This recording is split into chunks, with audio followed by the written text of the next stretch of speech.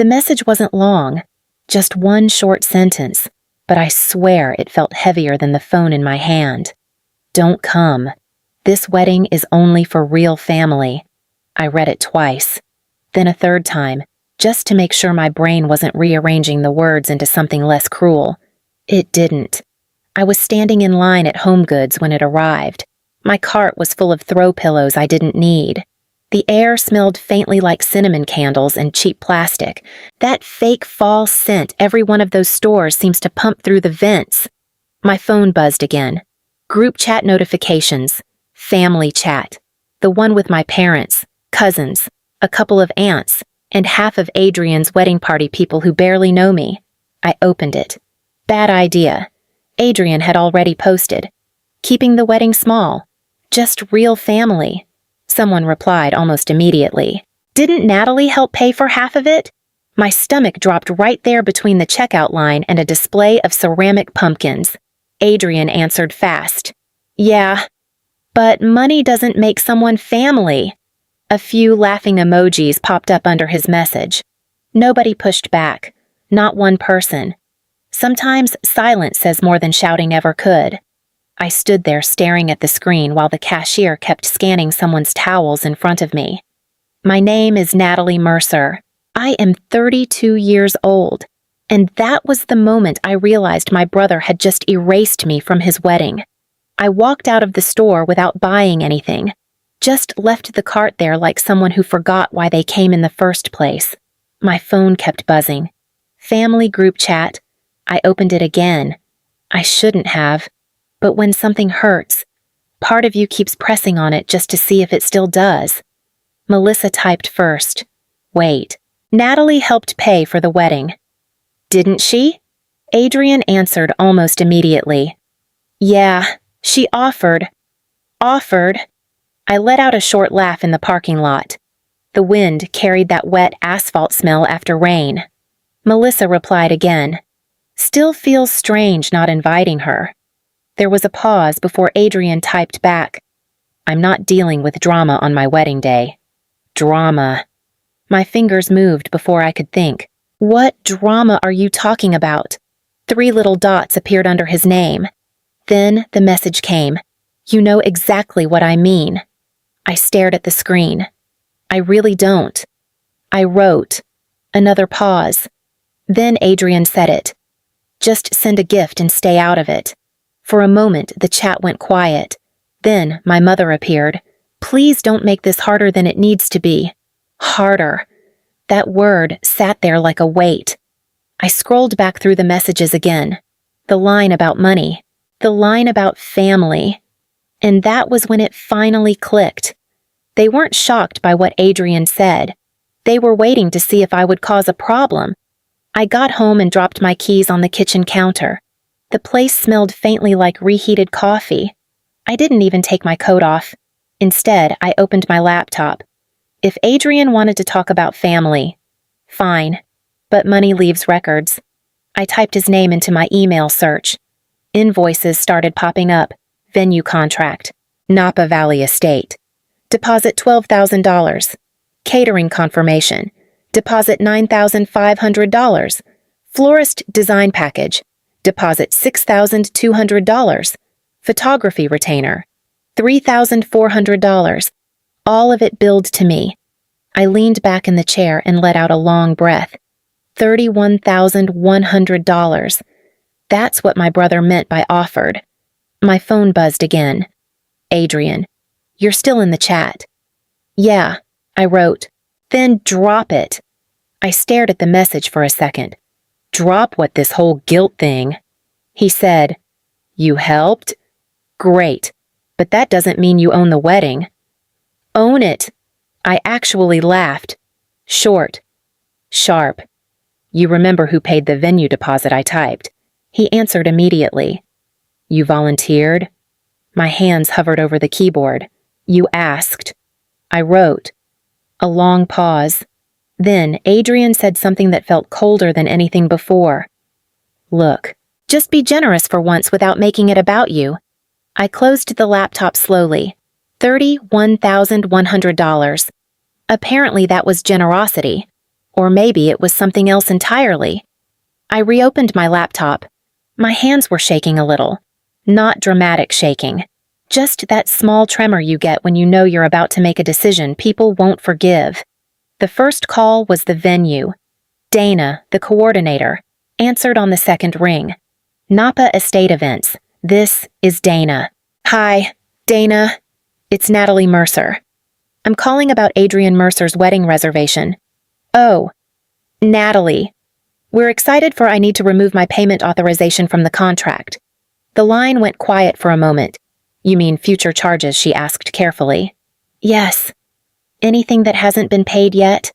I heard her flipping through paperwork. The initial deposit of $12,000 has already been processed. She said, that portion is non-refundable. I understand. But without your financial guarantee, the remaining balance will need to be transferred to the couple within 72 hours.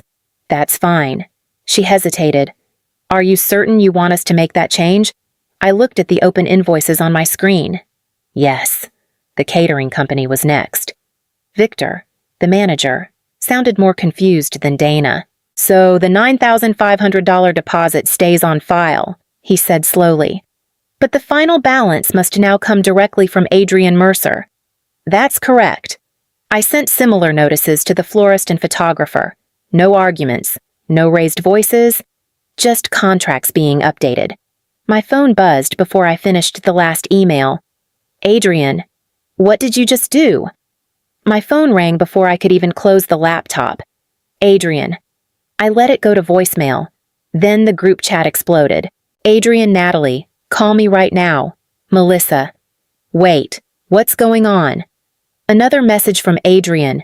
Did you pull the catering authorization? I typed slowly. Yes. 3 dots appeared. Disappeared. Came back. Adrian. Are you serious right now? I didn't answer that. Instead, I wrote, the venue deposit is still there. That's $12,000. He shot back. I know. More messages started piling in. My mom, Natalie. What did you do? I rubbed my eyes and leaned back in the chair. The refrigerator hummed behind me. I removed my payment guarantees. I wrote. Adrian replied immediately. You don't get to sabotage my wedding. I didn't sabotage anything. I said, you said I'm not family. That's not what I meant. I stared at the screen. It sounded pretty clear. Then my dad joined the chat. Enough. Natalie, fix this. Fix this. That word again. Like I was the family repair service. Adrian sent another message. The caterer just called me. They want the remaining balance in 72 hours. I waited a moment before answering. Then, I guess you should pay them. The typing bubble appeared. Stopped. Appeared again. Finally, Adrian wrote, You're embarrassing this family. I looked at that sentence for a long time.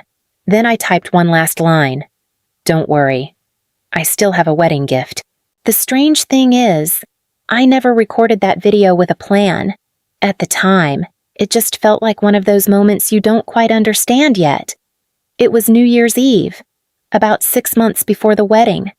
Adrian had asked me to drop off some paperwork at his apartment, tax forms he needed for the firm. Nothing important. When I reached his floor, the hallway smelled faintly like champagne and leftover fireworks drifting through the window at the end of the hall. His apartment door wasn't fully closed. I knocked once. No answer. Then I heard voices inside. Adrian and Rachel Bennett, his college girlfriend, the one he always claimed he hadn't spoken to in years. Rachel sounded amused. So you're actually going through with it? Adrian laughed softly. The wedding's in September, and Lucas thinks this is a love story. Another small laugh. Lucas makes things easier. Adrian said. Rachel didn't let that go. You mean his father? Adrian didn't argue. Richard Whitmore runs half the firm, he said. Being connected to that family changes everything. I stood still in the hallway. Rachel lowered her voice. So you're marrying him for access? There was a clink of glasses. Adrian answered calmly. Let's just say the marriage opens a lot of doors. My phone was already in my hand. I had taken it out to call him. Instead, I opened the voice recorder. 18 seconds. That's all it took. Adrian's voice, clear as day. Being married to Lucas Whitmore changes the whole map at that firm. I saved the recording, not because I planned to use it, just because something about that conversation didn't sit right with me. People like to believe weddings are about love. Sometimes they are. Sometimes they're about something else. Adrian and Lucas worked at the same corporate law firm in Chicago. Tall glass building, downtown, the kind of place where everyone smiles in meetings and competes the second the door closes. Lucas was an associate there, just like Adrian. But his father was Richard Whitmore, senior partner, name on half the firm's biggest clients. I remember the night Adrian first mentioned the engagement. We were sitting in a small restaurant near the river.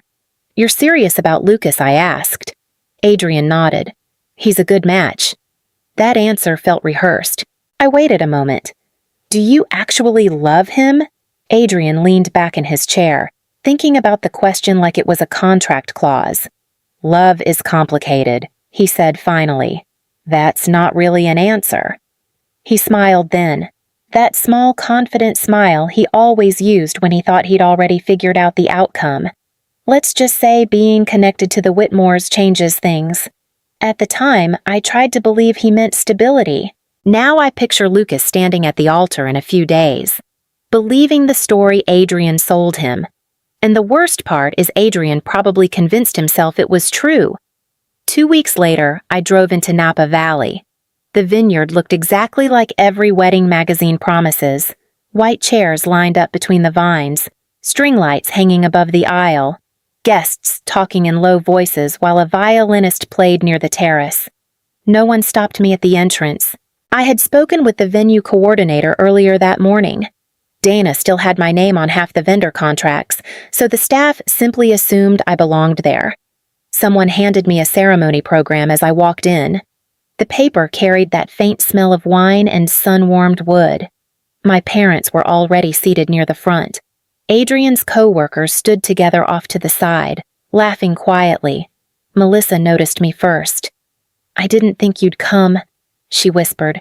"I wasn't sure either." I said, "That wasn't exactly the truth." I moved past the rows of chairs and slipped my phone onto the small media table beside the venue's slideshow monitor. The technician thought I was adding photos to the wedding montage. In a way, I was. The ceremony started a few minutes later.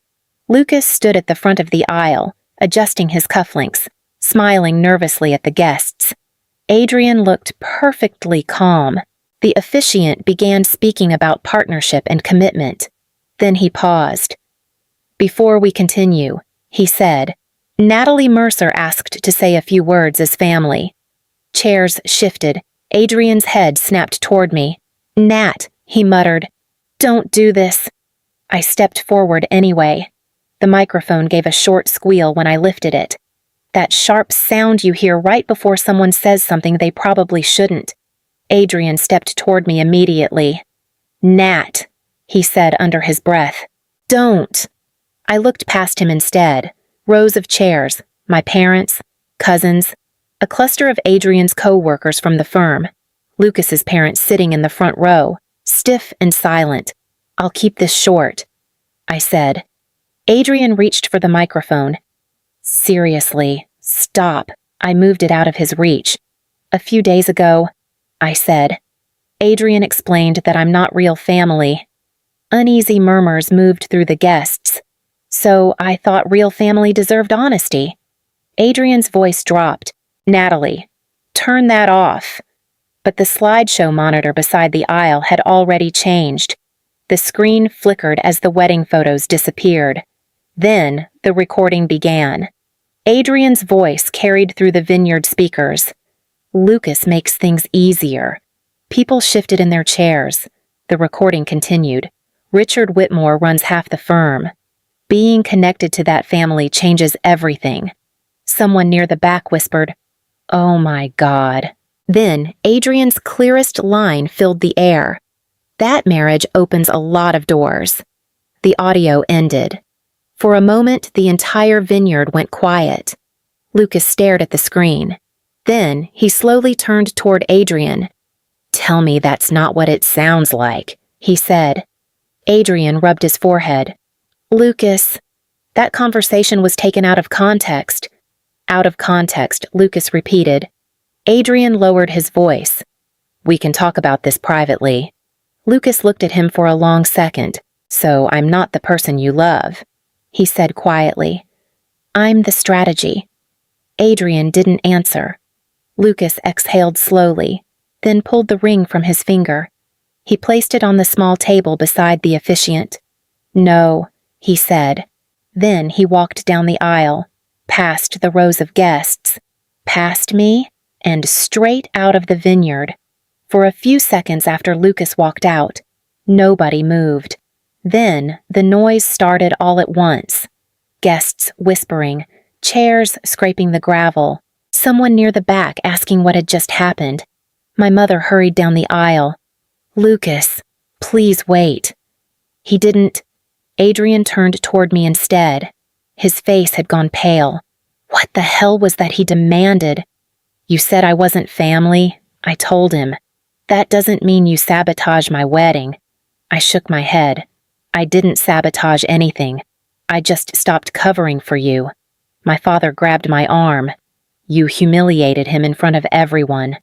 "No," I said quietly. "I told the truth." Adrian laughed once, sharp and bitter.